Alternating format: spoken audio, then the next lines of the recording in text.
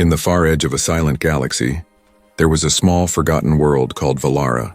It was once full of life, shining cities, glowing forests, and voices that filled the air with laughter. But now it was quiet. The wind whispered across the empty plains, carrying only dust and memories. And on this lonely planet lived a small alien girl named Lira. Lira had big, curious eyes that glowed faint blue in the dark. Her skin shimmered faintly like the stars she loved to watch. Every evening she climbed to the top of the crystal tower, a tall spire made of transparent stone that caught the light of 1,000 suns. From there she could see the whole sky, a sea of endless stars stretching forever. She always waited there. Every night, without fail, she looked for one ship. It was the ship that had taken her parents away many years ago. They had promised to return. They told her it would only take a few cycles. Lira didn't know how many cycles had passed since then. She had stopped counting. The stars never answered her calls. When the night was quiet and the wind blew softly, she liked to talk to the stars as if they could hear her. "Mother, Father," she whispered, her small hands pressed against the cold crystal. "I'm still here. I'm waiting." But only the echo of her voice replied. Her home was a small dome built near the ruins of an old city. Broken machines and glowing blue plants surrounded it. Inside, she kept everything just the way her parents had left it. Their tools, their notes, and the small metal pendant her father had given her before leaving. It was a tiny disc with strange human letters carved on it. She never knew what they meant. Lira wasn't completely alone. Sometimes small mechanical creatures wandered the ruins, old helpers that still worked after all these years. She had named one of them Pico. It looked like a round ball with 2 blinking lights for eyes. Pico followed her everywhere, making soft chirping sounds. It couldn't talk, but its presence made her feel less lonely. Still, at night, the silence felt heavy. Sometimes she dreamed about the day her parents left. She could still remember her mother's soft voice saying, "We'll come back soon, my little star." Her father had hugged her tightly and smiled, though his eyes were full of worry. The ship door closed and then they were gone, into the stars. Since then, no one came. No one but the wind and the shadows. Then one evening something changed. The sky above Lira was clear, full of silver light from the nearby moons. Lira sat on her tower, her eyes half closed, listening to the hum of the crystal beneath her. Pico floated nearby, scanning the air for any strange energy. It was just another lonely night until the wind suddenly shifted. A strange sound filled the air. A deep, distant roar. Lira stood up quickly, her heart racing. The stars above began to shimmer strangely, like ripples in water. And then she saw it, a bright streak cutting across the dark sky. It was not one of her planet's falling stones. It moved fast, too fast, leaving behind a burning trail. "A ship," she whispered, her voice trembling. "It's a ship!" Pico beeped in alarm, flashing red lights. The object grew larger, louder, closer. It wasn't gliding like her parents' ship. It was spinning, burning. Something was wrong. Then, with a thunderous crash, it fell behind the eastern ridge, shaking the ground. The sky flashed white for a moment and then went dark again. Lira stood frozen, staring in shock. The stars had never sent her anything before. No ships, no signals, nothing. Could it be them? Could it be her parents finally returning after all these years? Her heart pounded with hope and fear. She wanted to run right away to find out. But another part of her whispered a warning. What if it wasn't them? What if it was something dangerous? She looked down at Pico, who floated nervously beside her. "Stay close," she said softly. "We're going to find out." She climbed down the tower quickly and grabbed her small light crystal. The air smelled of smoke and burned metal. A strange glow painted the horizon, flickering like fire. Lira walked into the darkness, her heart beating like a drum. Each step echoed through the empty valley. The night that had always been silent now buzzed with strange energy. For the first time in years, she wasn't just waiting anymore. Something or someone had come from the sky. And deep inside her heart, Lira felt something she hadn't felt in a long, long time. Hope. But she didn't know that this night, the night she stopped waiting and started walking, would change everything. Because what had fallen from the stars wasn't her parents. It was something completely different.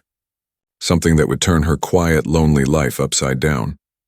The ground was still warm when Lira reached the crash site. The air shimmered with heat and smoke, and the sharp smell of burning metal filled her nose. Broken pieces of the ship were scattered across the rocky valley like glowing stars fallen from the sky. Pico floated beside her, flashing warning lights. "Stay back," she whispered to it, though her voice trembled. The crash had carved a deep scar into the ground, and at the center of it lay the ship, half buried, half destroyed. Sparks flickered from its torn hull. Lira had seen ships before, old pictures from her parents' research logs, but this one looked strange. It wasn't built like her people's smooth crystal ships. This one was rough, made of metal and bolts with human letters burned into the side. She couldn't read them, but one symbol stood out, a blue circle with a small white star in the center. It wasn't her parents. Her heart sank for a moment. But then, through the smoke, she saw something move. Inside the wreck, a shape stirred. Someone was alive. Lira froze. Her instincts screamed to run. This could be dangerous. But the small movement came again, weak, slow, desperate. A hand covered in dirt and blood reached out through the broken door. She took a deep breath. Her voice shook. "Hello?" No answer. Only a faint groan. Without thinking anymore, Lira rushed forward. The ground was hot under her feet. She climbed over a piece of fallen metal and looked inside the shattered cockpit. There, lying between twisted wires and smoke, was a strange creature, tall, pale, wearing a torn black suit with strange badges. A human. Lira had never seen one before. Her parents had told her about them. The great explorers of the stars, brave but reckless. Some stories said humans brought peace. Others said they brought war. She looked at his face. He was young, maybe not much older than her when her parents left. His skin was rough and burned in places, his hair dark and messy. His eyes were closed and his breathing was shallow. He was dying. Lira's hands shook. She didn't know what to do, but she couldn't leave him. Not here. Not like this. "Pico," she whispered. "Help me lift him." The little robot beeped and extended its small arms. Together they struggled to pull the human out of the wreck. He was heavy, much heavier than she expected. But she didn't stop. She dragged him across the rocks step by step, until they were far enough from the burning ship. When they finally stopped, Lira fell to her knees, breathing hard. The man lay still on the ground, his chest rising weakly. She touched the side of his face. You came from the stars, didn't you?" He didn't answer. His lips moved slightly, whispering something she couldn't understand. It was a soft word, full of pain and confusion. His voice sounded strange, deep, human, fragile. She didn't know his language, but she felt the meaning. He was afraid. Lira pulled her water pouch from her belt and carefully poured a few drops onto his lips. His eyes flickered open just for a moment, and then he looked at her. Those eyes, they were unlike anything she had ever seen. Blue, bright, and full of life, and even in pain. He tried to speak again, but no sound came out. His eyes rolled back and he went still. Lira panicked. No, stay with me," she said quickly. She pressed her hand against his chest, feeling the slow, weak beat of his heart. "You're not dying here. Not tonight." She called to Pico, who opened a small compartment on its side. Together they made a stretcher out of scrap metal and cloth. Then, under the light of Valara's twin moons, she began to drag the human back toward her home. The journey was long. The desert wind howled around them. Twice she almost fell, but she never let go. The stars above watched silently, as if waiting to see what would happen next. By the time she reached her small dome, her arms were shaking with exhaustion. She placed the man on her parents' old bed and covered him with a thermal sheet. His breathing was shallow but steady. Lira sat beside him, her eyes never leaving his face. She didn't know who he was. She didn't know why he had come. But something deep inside her told her that this was not an accident. The stars had finally sent her something, or someone. She whispered softly, almost to herself. "Who are you, human?" "Why did you come here?" The man didn't answer. He lay silent, his face peaceful under the flickering blue lights. Outside, the crashed ship still burned faintly in the distance, like a fallen star refusing to die, and somewhere high above the clouds, unseen by either of them, another signal blinked, a faint trace sent out into the void. It was searching. For him. And soon, it would find this lonely world. and the girl who dared to save a human. Morning came slowly to Valara. The twin suns rose over the pale horizon, lighting the ruins with soft gold. The air shimmered with heat, and the small alien girl named Lira sat beside the sleeping human. He was still alive. His breathing was slow but steady. The burns on his arm were healing, thanks to her glowing blue salve made from crystal moss. His face looked peaceful now, almost calm. Lira had not slept all night. She watched him, studying every detail. His strange skin, the shape of his hands, the cuts on his suit. The badge on his chest was scratched, but she could still read the letters. E. Grant. She whispered the name softly. E. Grant. The sound of it felt heavy and human. Pico floated near her, blinking softly. I know, Lira said, he's not one of us. But he's not bad. I can feel it. She had seen the stories in her parents' logs. The humans were explorers, travelers from far away. Some said they were destroyers too. But this one didn't look like a destroyer. He looked lost. When the human finally woke, his eyes opened slowly, confused and unfocused. He sat up too fast, groaning in pain. His hand went to his side where the bandages were wrapped. Lira jumped a little but raised her hands to show peace. It's okay, she said softly. You're safe. Of course, he didn't understand her words. His eyes narrowed. Who are you? He asked, his voice rough and tired. She tilted her head. Lira, he frowned. Lira? She nodded quickly, smiling for the first time in days. Yes, Lira. He looked around, scanning the small dome made of glowing crystal and metal. His gaze stopped on Pico, who beeped curiously. The human reached out carefully. What egg is that? Lira couldn't answer. Instead, she picked up a cup of glowing water and handed it to him. He hesitated, then took it. The cool liquid seemed to surprise him. He drank slowly, his eyes never leaving hers. For a long time, they said nothing. There were only the soft sounds of the desert wind outside and Pico's quiet beeps. Lira finally stood and brought him a small bowl of food, crushed roots mixed with crystal fruit. He looked uncertain, but when his stomach growled, he smiled weakly and began to eat. It was the first time she had seen a human smile. Something warm moved inside her chest. The next few days passed in quiet rhythm. The human, whose name was Eli Grant, grew stronger each sunrise. He fixed the bandages on his arm and sometimes walked slowly around the dome. Lira watched him closely, making sure he didn't fall.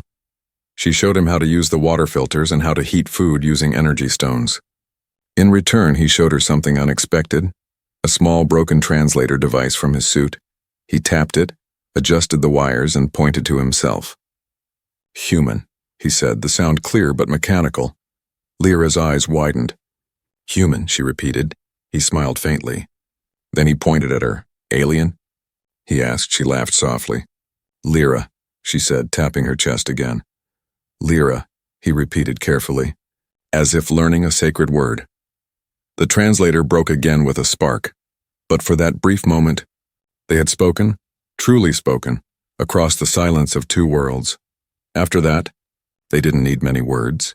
They learned through gestures, looks, and patience. Lira taught him how to repair the solar panels that powered her dome. Eli taught her how to use the tools from his ship, wrenches, cutters, and scanners. They laughed when they failed, smiled when they succeeded. Sometimes at night they sat outside together under the glowing sky. Lira would point to the stars and whisper names of constellations in her soft language. Eli didn't understand, but he listened. He could see the sadness in her eyes when she looked up. One night he picked up a small piece of metal and began to draw shapes in the sand. Circles, arrows, lines connecting stars. Lira leaned closer. Map, he said slowly. Home, she understood. It was his star map and the place he came from. Then she took a stick and drew another map beside his. 2 stars connected by a single glowing line. She pointed to one. My home, she said. Then to the other. My parents. Eli looked at her, realizing what she meant. They were gone. Lost somewhere out there. The quiet between them grew heavy but soft. Not empty anymore. It was the quiet of 2 lonely souls who had finally found someone to share their silence with. Days turned into weeks. Eli repaired his strength and Lira repaired her hope. Sometimes she caught herself smiling for no reason, humming tunes she had forgotten. The dome didn't feel empty anymore, But far above the planet, something new began to stir, an echo of the signal from Eli's ship. Someone or something had heard it, and soon, their quiet days would come to an end. Valara's days passed quietly, but Eli Grant couldn't stop thinking about one question. Where was he? The planet was strange, half alive, half silent. The skies shimmered with twin suns and the nights glowed with crystal dust that floated in the wind. Beautiful, yes, but it wasn't on any chart he knew. He had checked the broken memory core from his ship 100 times. No records. No coordinates.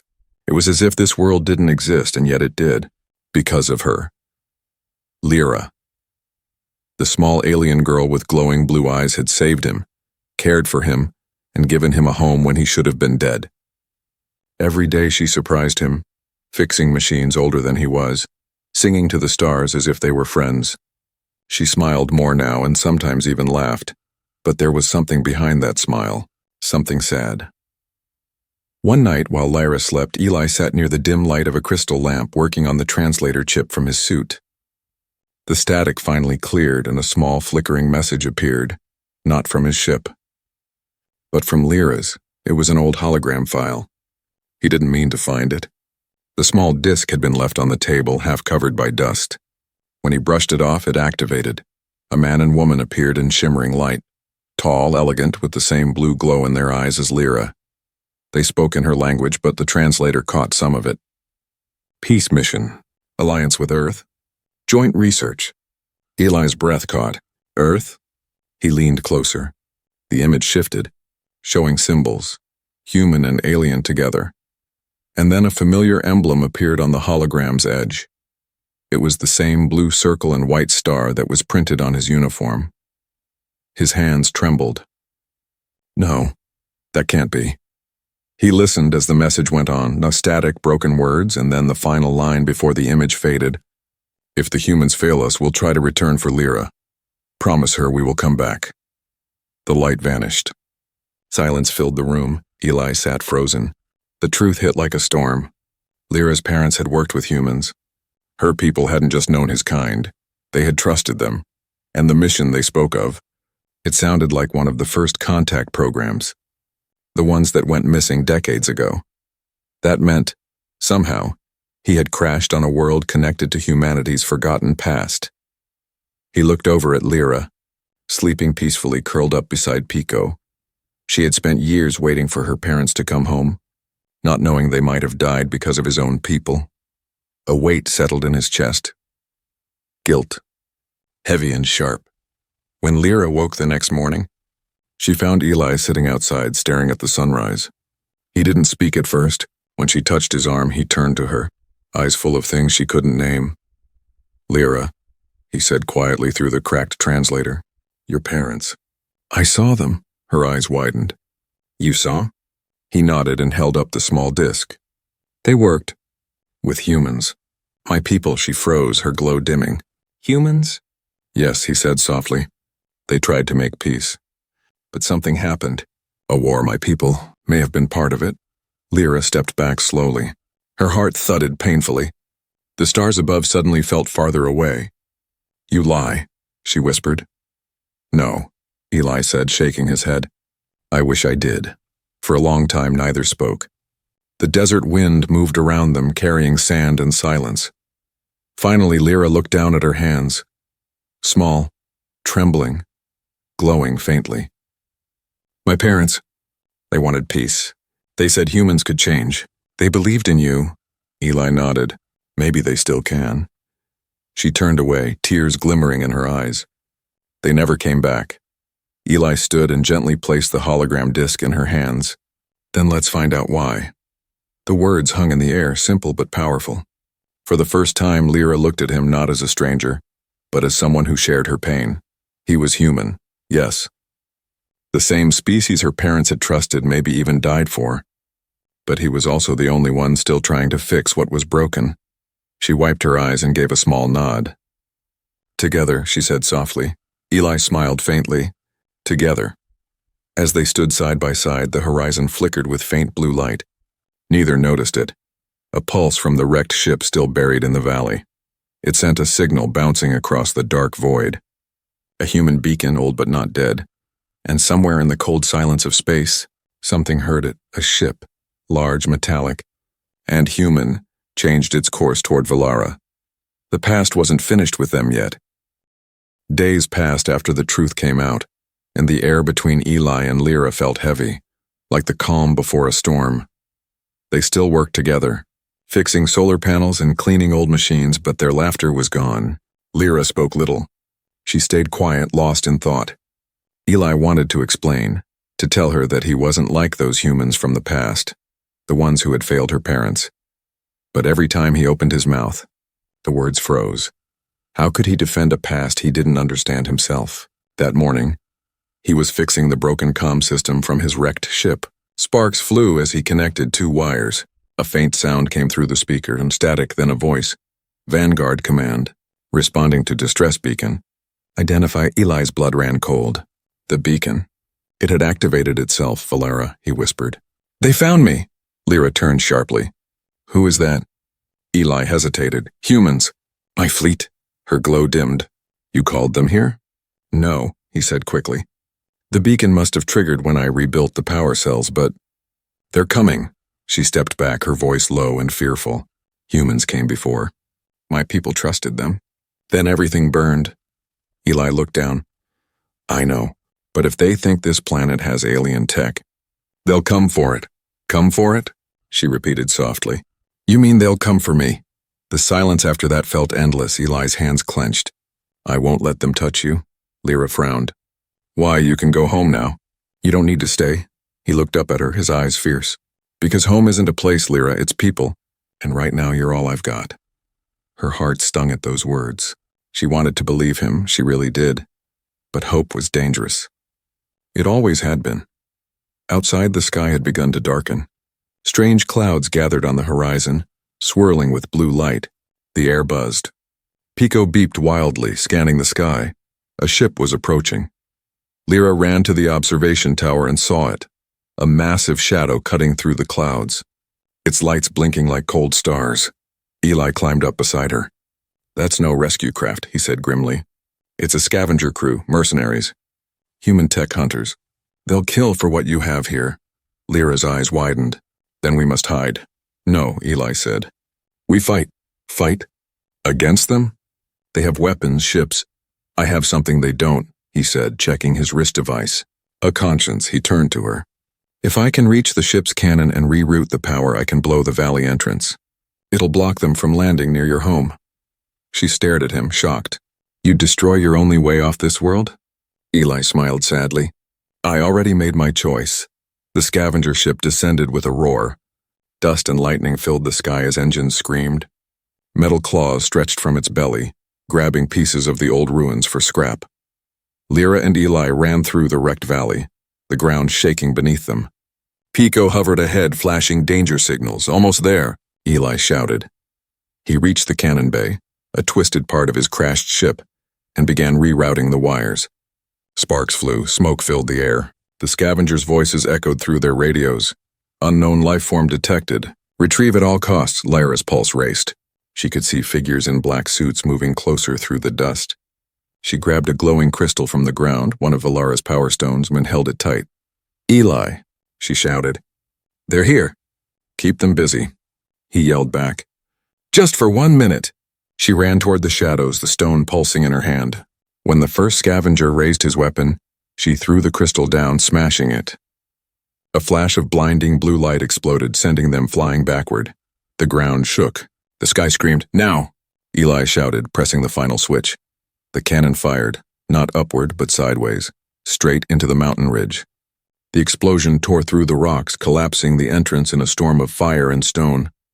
When the dust cleared, the scavenger ship was gone, buried under tons of debris. Lira coughed, blinking through the smoke. Eli, he was lying on the ground near the wreckage, his suit scorched, one arm bleeding. But he smiled weakly. Told you, we'd fight. She dropped beside him, tears glowing faint blue on her cheeks. You're hurt? I've been worse, he said with a small laugh. At least I kept my promise. She looked at him, confused. Promise? He met her eyes, his voice soft. You'll never be alone again. The sky above them burned orange and gold as the wreckage cooled. For the first time, Lira realized she wasn't afraid anymore. The human had stayed. Not for duty, not for reward, but because he cared. And as the smoke drifted away, far above them, another signal blinked from space, faint, pulsing, and alive. Someone else had heard the battle. Something far greater was now on its way. The valley was quiet again, too quiet. The air still shimmered with smoke from the destroyed scavenger ship, and the sharp scent of burnt metal filled the wind. Lira sat beside Eli, wrapping his arm with a strip of cloth torn from his flight suit. His face was pale but calm. "Rest," she whispered. "You're safe now." Eli smiled weakly. "Safe? Lira. We just made the whole galaxy look this way." She frowned. "What do you mean?" He looked toward the horizon where the sky flickered faintly. Not with stars, but signals. That blast sent out a power surge. Anyone scanning this sector saw it. As if answering him, the air began to hum, a low, deep sound, like thunder coming from the heavens. Lyra's heart skipped. The light above them twisted, forming streaks of red and gold. Something was descending. A massive shadow broke through the clouds, sleek, silver, and far larger than the scavenger ship.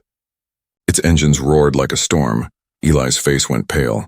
"That's not scavengers. That's a military craft. From Earth?" she asked. He nodded grimly.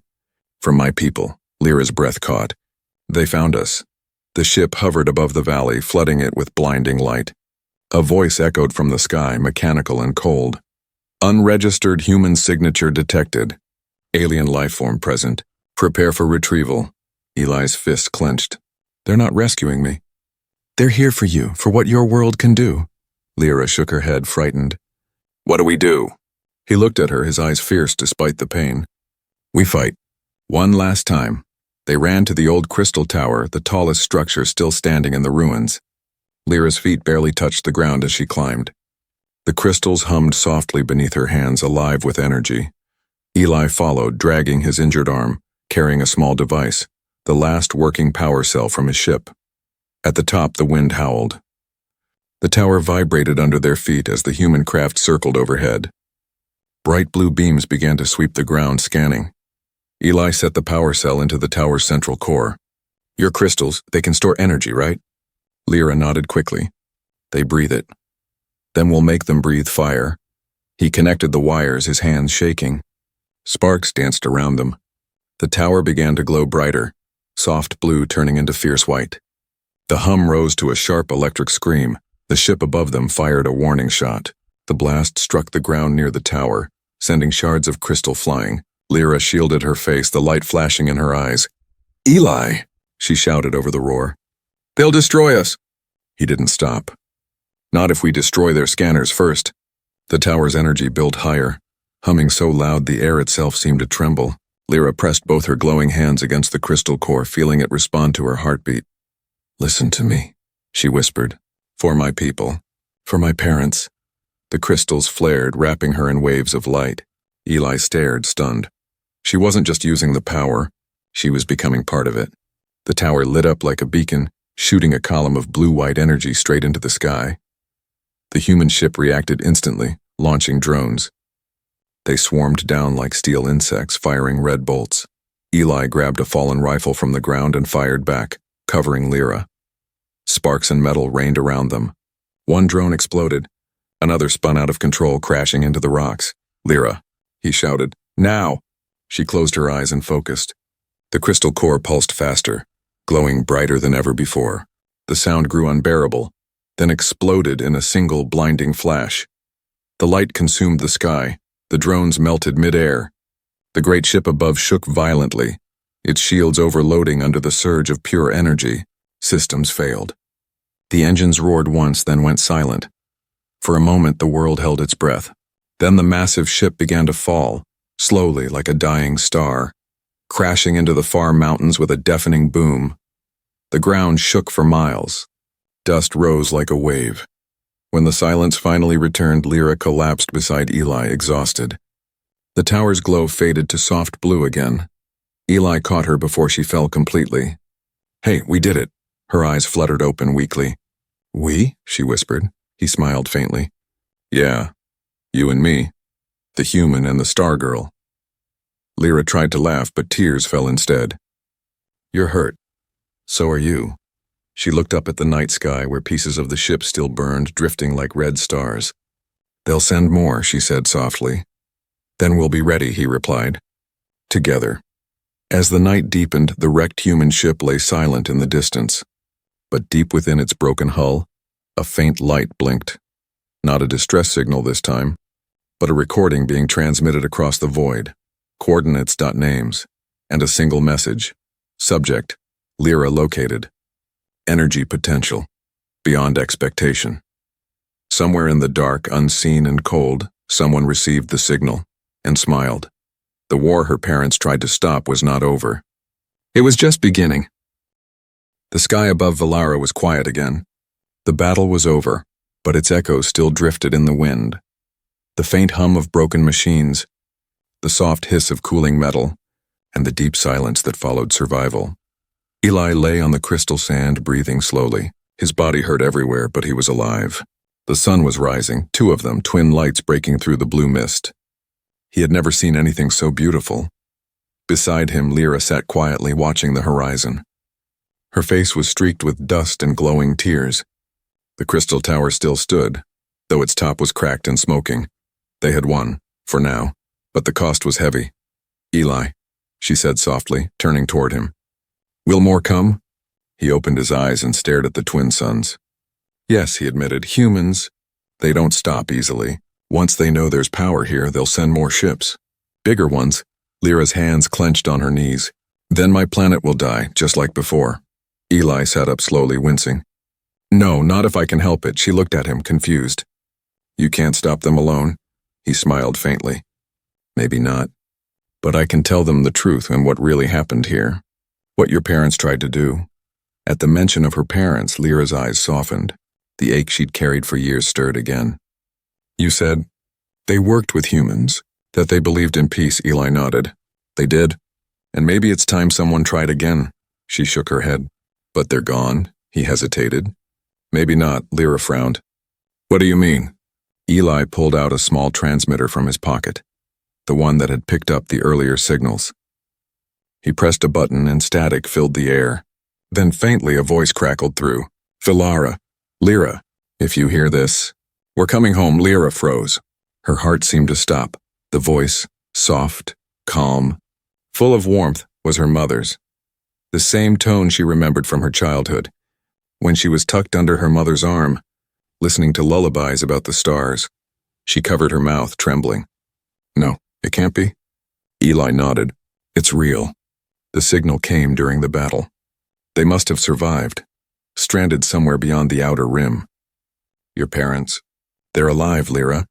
Tears fell freely down her glowing cheeks. For a moment she couldn't speak. Then she whispered, all these years. I thought they forgot me. Eli placed his hand gently on hers. They never forgot. They were trying to find a way back. Lira looked up at the brightening sky. The clouds shimmered like silver fire. Then I must find them. Eli smiled. We will. She turned to him quickly. You'll come? Of course, he said, standing slowly. You saved my life. You showed me what kind of human I want to be. I owe you everything. Lira smiled for the first time in days. Then we find them, together. They spent the next few days repairing what was left of Eli's ship. It wasn't much, a half-broken hull, damaged engines, and melted wings. But with Lyra's crystal technology and Eli's knowledge of human engineering, they made it work. Side by side, they built something new, half human, half Velaran. It glowed with living energy, not just power. When the final piece was in place, the small ship hummed softly, as if waking from a long sleep. Pico floated around them, beeping happily. Lira touched the side of the craft. It feels alive, Eli grinned. Maybe it is. They climbed aboard as the twin suns rose higher. The crystals beneath the ship flared to life, filling the valley with a brilliant blue light. As the ship lifted from the ground, the old ruins of Valara shimmered below, a graveyard of the past, but also the birthplace of something new. Eli looked out the window, seeing the stars open before them. You ready? Lira smiled softly, her eyes glowing brighter than ever. I've been ready for years. The ship rose higher past the last clouds into the endless dark. Behind them, the tower pulsed one final time, sending a signal into space. A message of peace. A call for hope. Somewhere in the cold, far reaches of the galaxy, two figures looked up from their console, older, tired, but still burning with the same light in their eyes as the girl who waited so long. A faint transmission reached them, the signal they had prayed for. Lira of Valara, alive. The woman's hand trembled as she whispered, "We found her." And as the stars stretched before Eli and Lira, a new dawn began, not just for them, but for two worlds that once feared each other. Because sometimes all it takes to change the galaxy is one alien girl who never stopped waiting, and one human who refused to leave her behind.